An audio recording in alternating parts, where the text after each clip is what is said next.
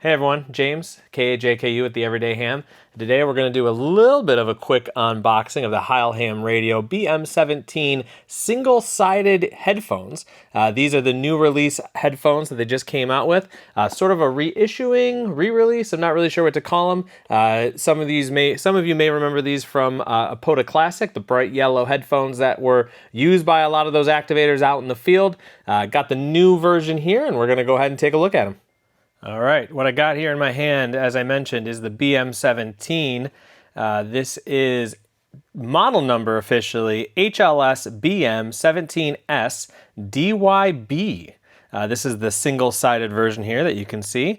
It is the dynamic element version, and I do also have the AD1YM to connect it to my Reissue radios. So this one is known as a swivel mount boom. It's a single-sided headphone, as we said at the start here. I'm going to go ahead and start unboxing it. So this headset was retired and then recently reintroduced. I'm pretty excited to get out of the box. I never was into POTA when the original bright yellow version was the one that you'd see out there in the world. So in the box, you will see the single-sided as well as the double-sided there, and some information about the headset. Nice clean brochure as you'd expect. Then we also have the headset itself here. So let me go ahead and see if I can't take it out of the box without making a big mess. All right, here we go. And that is it. That's all that's in that box there, as one might suspect, is the headset itself. So here we go, single-sided boom. It is definitely lightweight. It's known to be a multi-swivel position on the headset here, so let me go ahead and give it a little bit of a spin around. Pretty good. Let me take this off as well. Here you'll see the connectors for the headset. I know Rory here has the original BM-17 headset, so what I thought we'd do is a little bit of a quick comparison and an initial reaction from Rory as he sees the new version. Rory, how long have you had that headset now for, roughly? 4 years. 4 years, just about, probably. And with some good heavy use as well. It's been in the POTA kit the whole time. And you would say that is a reliable and good headset? It gets beat around in the POTA kit. It's traveled, it's flown with me. It's been in the carry-on, and it still works. Excellent. And for those that don't know, they retired that headset. I don't have the exact date, but it's been at least a solid year, maybe 2 more. years, yeah. And they just reissued it. Now, Rory has the dual-sided, the two air cuffs, there he goes, sporting that for you there.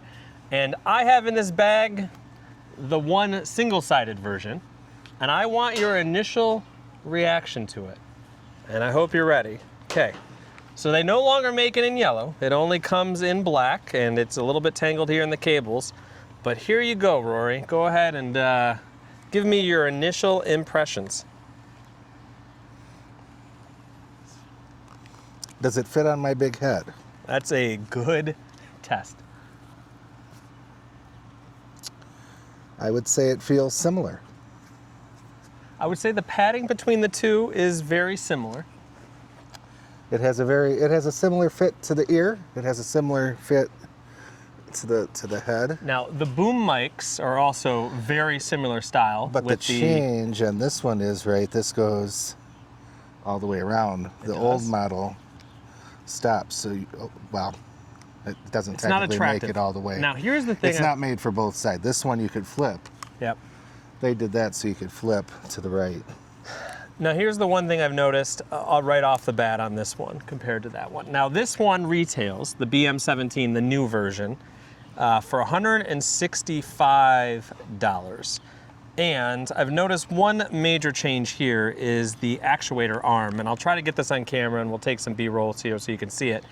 It is a different mechanism on how they are connected, and I'm not sure I enjoy it quite as much.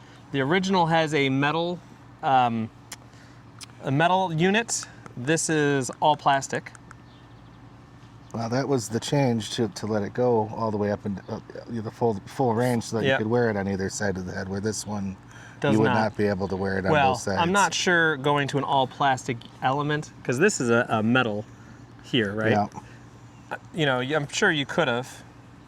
Now the cuffs Just the cuffs themselves. I know, again, this is a single element. They look to be almost identical in terms of cushioning and padding. Yours obviously has a little more wear. The arm itself is the same flexibility. I think it's the same. The microphone element appears to be the same. What we'll do is we'll get this on the air really quickly, and we'll try to see how the performance is, so Rory can kind of give us a comparison from his years of experience with that headset on sound quality and microphone performance. Transmit quality, I always get good reports. Pretty much always get a good audio report. And receive-wise, I've always been able to listen through the noise with these. So we'll give it a shot. We're gonna go try it. Let's see who's spotted on the POTA page, because that's always the easiest. How about Jason, KN4AL? Good friend of all of ours. He's on 40 he's right out now? there on 4. He's spotting it on the Pollyant State Trail. So we have a foot pedal down there for our PTT. Ignore the cord. Rory can hear him.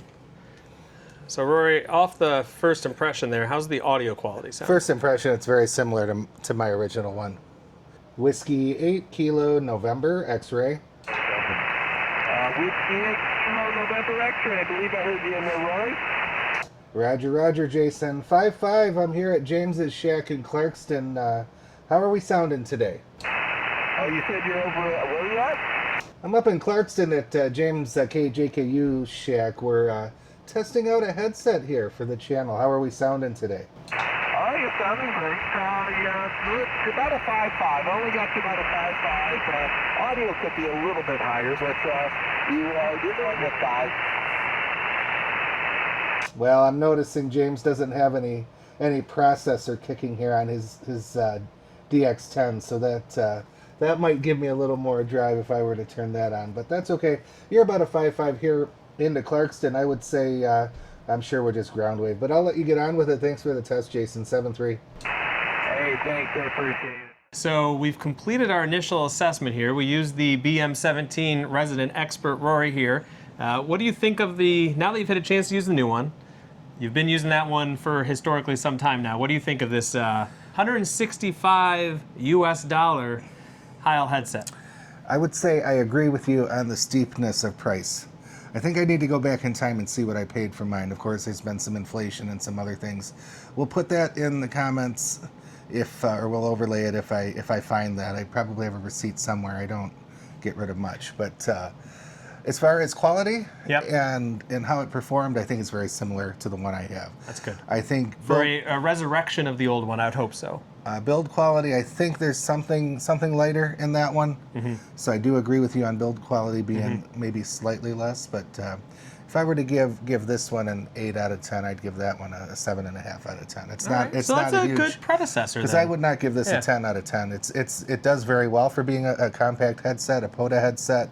But if you're really trying to listen to the noise, you're going to want a true big old-fashioned cans on your ears in your shack. Yeah. Now based on your experience with that one and the durability, and then I see the build quality side by side, yours has a couple more elements that are made of metal. Times have changed, and that's one way to keep costs down. However, I do enjoy, based on your own experience, the sound quality appears to be similar.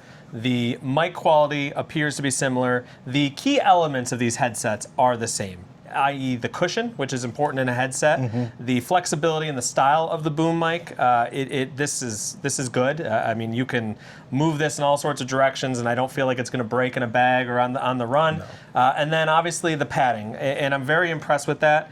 Rory, of course, called out when I was holding them side by side, and I go, mine's lighter. He immediately pointed out, well, mine has 2 ear cups and yours has 1, and I went, yeah, all right, that's a fair assessment. However, I do feel if you had the dual version of this, and we can probably look at the specs online, given the fact that it has a little less metal, it probably is a little bit lighter, but the overall style, everything appears to be almost identical in its key components. So is it something I'm going to keep? Honestly, I'm still a little undecided. For the price you pay for this, again at $165 US, when I bought it in June, when I paid online at DX Engineering for it, I believe it was early July or June when they re-released, end of June for the pre-orders on the single cup. I have my other headsets are Heil, and I feel like they are a little bit stronger in terms of the overall quality. Am I going to keep this? Probably not. I'll be honest with you. I'm not sure it dives into the price value for me. Something I'm going to hold on to. It's got to be worth the value. You'll have to play with it a little bit and see if it stays in your kit or not. I'm going to give it a try. But again, good. If you're looking for an MCOM style headset, something that, again, Rory has battle tested its predecessor there through its paces for a long time. It's held up. I'm glad Heil has brought these back into the fold. I think this is something the community has been looking for some time. But we'll see how they perform and how they do in the long run here.